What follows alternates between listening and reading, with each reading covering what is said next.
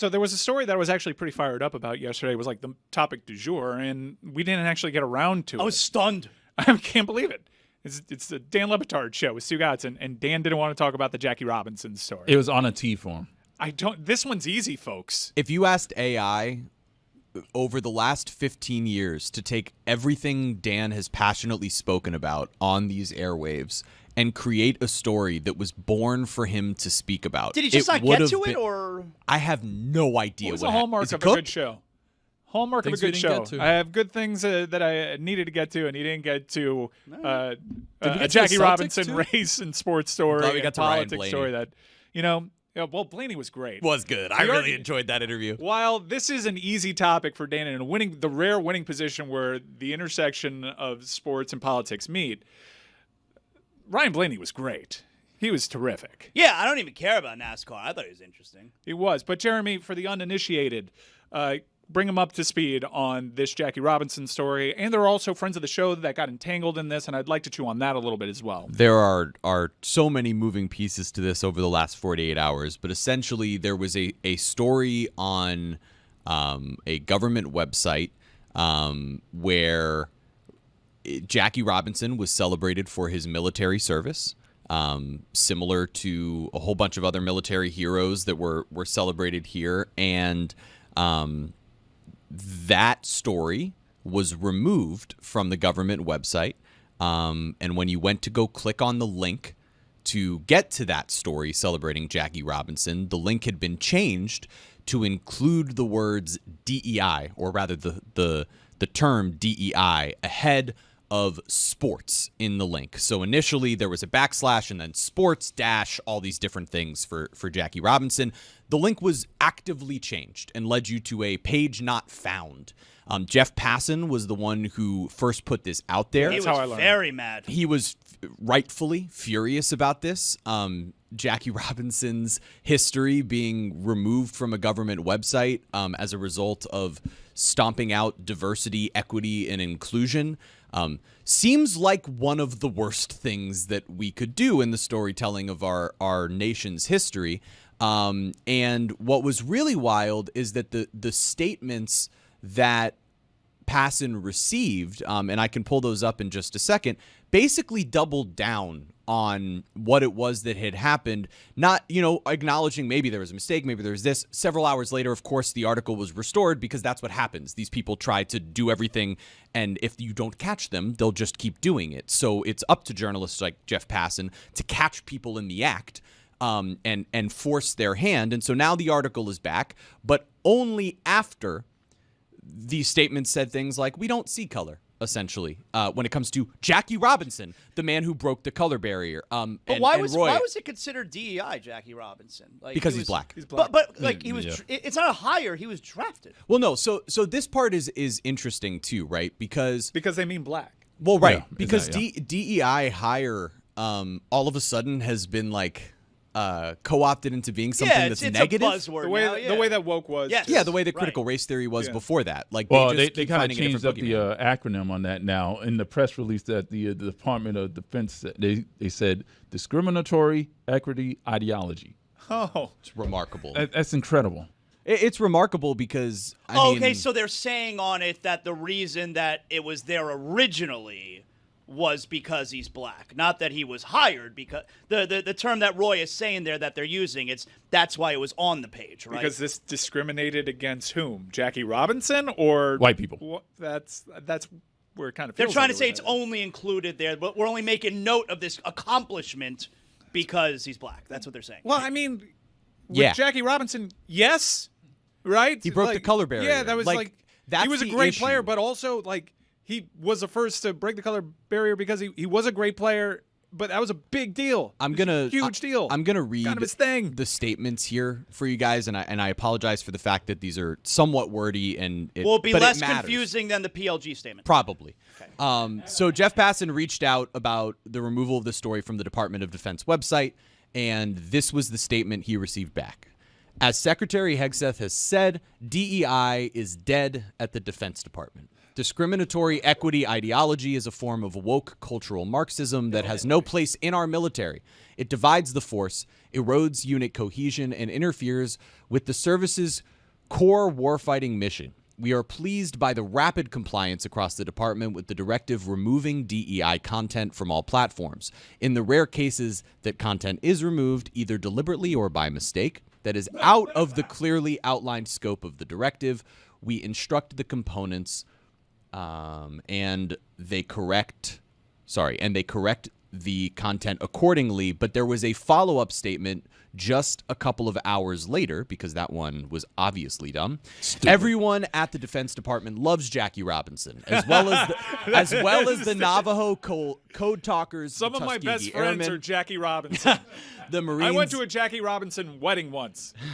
the Marines at Iwo Jima, and so many others. We salute them for their strong and in many cases heroic service to our country, full stop. We do not view or highlight them through the prism of immutable characteristics such as race, ethnicity, or sex. We do so only by recognizing their patriotism and dedication to the warfighting mission, like every other American who has worn the uniform. DEI, discriminatory equity ideology, does the opposite. It divides the force, erodes unit cohesion, and interferes with the service's core warfighting mission.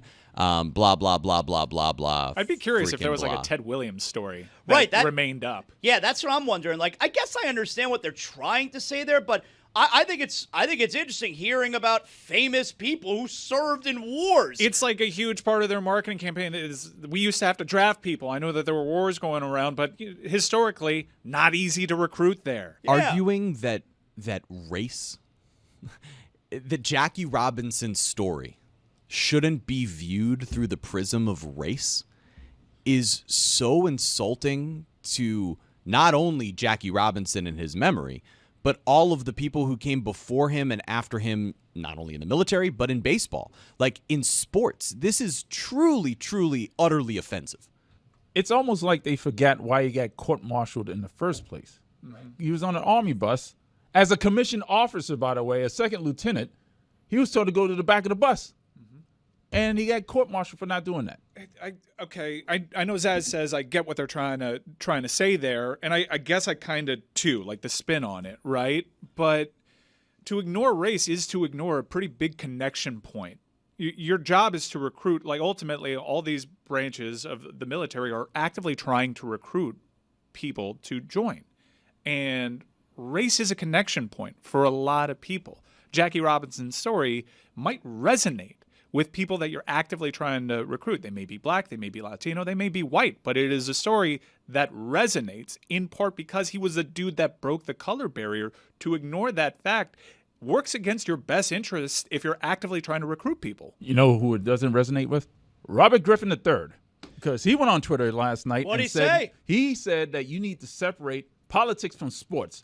And you shouldn't talk politics on sports shows. Well, that's what we're doing right now. That's awfully convenient. Oh, that's because you had people on television yesterday who were talking about it, right? Okay. Yeah, Stephen A. Smith. So Stephen A. Smith did like a 6-minute thing on this on First Take. You can have your opinions on that, but that didn't really get aggregated all that much. But Dove Kleinman is calling for Mina Kimes to get fired because she did like the easiest take on this with her around the horn victory time, her FaceTime there. It was weird. They went at Mina. And I understand why they go at Mina. They have algorithms for this stuff. They know who does numbers. But they ignore the dude that apparently can talk about, well, not apparently, negotiated in his contract. He can talk about politics with full autonomy over there. Is it possible that's why they didn't, No, it's not. Because they go at Mina because Mina does numbers. It's like if you check Breitbart, they still post about Megan Rapinoe occasionally because they know what gets traction over there. Mina Kimes does numbers, invoking her name and calling this amorphous account because it's not a real person anymore, but they can't actually say it's not a real person anymore because that goes against Twitter's rules because a guy can't just sell his account. So you have this bot essentially that has a whole bunch of different people working on it. Aggregator essentially. Yeah, doing the cute calling. Should Mina Kimes be fired? ? As some people are saying this, and it's overly ridiculous and it's totally unfair. And I hope that people dunk on Dove the way that Mina did. But to the Robert Griffin III point is, this is a sports story. Jackie Robinson's like one of the first names that comes to mind when you want to talk about sports. Yeah. Jackie Robinson did sports. He did nothing yesterday. Like, his legacy was just existing. Anything that involves Jackie Robinson is sports. It's sports. Anything. Literally the most important athlete in the history of sports. It's really amazing. And the fact that he broke the color barrier, and you want to insinuate that, in turn, color has nothing to do with his story. Like, look, Jackie Robinson was one of the greatest second basemen of all time. That's not why number 42 is retired. No. Number 42 is retired because of what he had to go through, the racial epithets being hurled at him throughout his entire rise into being a big leaguer. And then, by the way, he is one of the greatest players of all time. So those who want to derisively call him a DEI hire, as if, by the way, that's a bad thing, and as if he was only included because he was black, you just flatly don't know ball. You people want to side with these dorks that don't know ball? These nerds that don't know ball? That don't know anything about the history of our game, our American pastime? You want to be racist and not know ball? I just can't believe it. I really can't. This is one of the most wild stories. And like, continuing to try to shape this narrative that DEI is a bad thing. Diversity, equity, and inclusion. Well, that's not what that means anymore. They changed it. But we all understand, Ideology. right? All of these American individualists, what this means, right? Diversity. Yeah. What's the opposite of that? Wait, Jeremy. I feel as passionately about this as you do, but I do want to try to keep it to sports a little bit. In that, sports was just doing sports. Right. Sports was, in this instance, just minding its own business. It's just minding its own business, and sports realized, hey, there's sports that's being removed. Why is sports being removed? Politics comes over and grabs sports. And it's not the other way around. And trust me, it's hugely frustrating because the same people that tout that line, and I don't know if Robert Griffin III has expressed this before, but I'm watching the Daytona 500, and I'm seeing Donald Trump fly in and take several laps around the Daytona Motor Speedway, and I can't exactly keep politics out of sports there, can I? I mean, remember, he did call NFL players sons of bitches for kneeling. Yeah, there's a lot of times where politics gravitate to sports to lift it up. Look, Donald Trump essentially one of the big issues that Donald Trump campaigned on and was successful on and found general consensus even across the aisle was that trans swimmer, that's bad. We can't have guys playing in girls sports. Like, this is the line. And while that is crude, there is general consensus on this topic, even amongst liberals. It is a winning position. So they come to sports all the time to grab their winning positions. All the time. Sports has actively been trying to stay out of politics. Hell, even this show has, kind of. Like, we know that you don't like it. So sports is sportsin'. When politics comes over and grabs sports, sports has a right to clap back, especially on something like this, which is so easy. I mean, if it was an actor or a musician, black actor, black musician who they removed from those pages, like Mina Kimes wasn't going to be using her FaceTime on Around the Horn for it. It's because it's Jackie Robinson, and That's Jackie right. Robinson is sports. Like I said, and in any place where Jackie Robinson is mentioned, that's sports. I saw someone tweet that the fact that at this present time, Mina could go on the air and basically say, like, hey, Jackie Robinson's historical significance tied to his race, and that would make her a punching bag for the right-wing media, just shows where we've gone generally in this country. Like, it's pretty amazing that just saying that out loud could turn you into some sort of symbol of quote-unquote cultural woke Marxism. And also, there are people that are still defending its removal because they've just decided to commit to the party line when the party itself has come out and said, my bad, like, we got that one wrong. It might have even been a mistake. It's kind of surprising that they did that, though, no? No, it's not. This is what they do, man. Look, there have been lives. I was at a town hall last week, and there was a marine biologist for NOAA that got fired.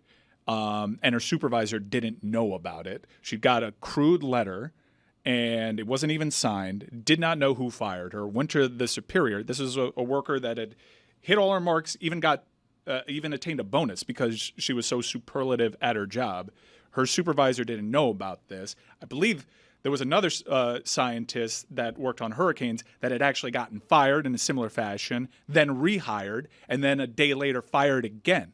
All of this is messy. It's like they're literally typing in, they're taking inventory of what could be lumped into DEI, and that is about as crude as it can get. Jackie Robinson, black eye, DEI. And they're just typing that in and eliminating things. And they're doing this with people's lives and jobs, and they're just typing in these things into a big machine and just crudely cutting things out. And people like Jeff Passan and all these other journalists need to keep catching these things, especially things like that. It's a good day for journalism yesterday. It was a good day for sports. Very rare. It was a good day. It was a good day for sports, and this was something I think everybody can kind of get behind. Jackie Robinson, to quote the great Jonathan Zaslow, awesome. Awesome. This one's easy. They admitted hours later they got it wrong. Why is this a hill to die on still? Because when you're involved in something that feels cultish, there's no admitting that you're wrong, even when there's admission that you're wrong. I mean, the general defense was like, oh, well, you know, they're probably running all of this through an algorithm, and the algorithm made a mistake. Well, then what's your algorithm trying to do if it's removing Jackie Robinson from the Secretary of Defense's website, from the Department of Defense? It's just really shocking to me that people are digging in their heels on this one, and it just feels like a pretty winning position on the other side to go, hey, Jackie Robinson rocks, man. You don't have to dig your heels on this one. Everyone admits, like, this was a mistake. We can all move on. You don't need to have a think piece as to why we're right, and you certainly don't have to say sports stay in your lane here when they were. They absolutely were. And if it wasn't for sports, they would have gotten away with this heinous thing. So thank you, sports. This is the thing, right, with sports. I mean, you just brought up trans athletes, right? And this is why I thought Pablo's episode that he did on trans athletes a few months ago was one of the most important things we've done at Meadowlark Media, because oftentimes what this administration is doing is using sports as a vehicle to point something out, right? Take it as a minor thing. Oh, we don't want quote unquote men playing in women's sports, and you make the trans community this divisive community that you attack, that you bring to everyone's mind, hey, there's this bad thing and we need to stomp it out. And now you can see those same people who initially said this is just about sports literally calling to remove trans people from society, period, end of discussion. Get rid of them. If you're going to start here with this conversation on Jackie Robinson and the history of race in this country, it's the same slippery slope, and they're doing it on purpose. Division is good. This is an easy place to cause division, and it's not often that that administration has an overwhelmingly popular position, and the sentiment in this country aligns itself more with that view than what is projected onto Democrats, which may not even be accurate. Like I said, within the Democratic Party, there's general consensus and an alignment there. But it's just an easy winning position, and Dems probably have to find a different talking point on it.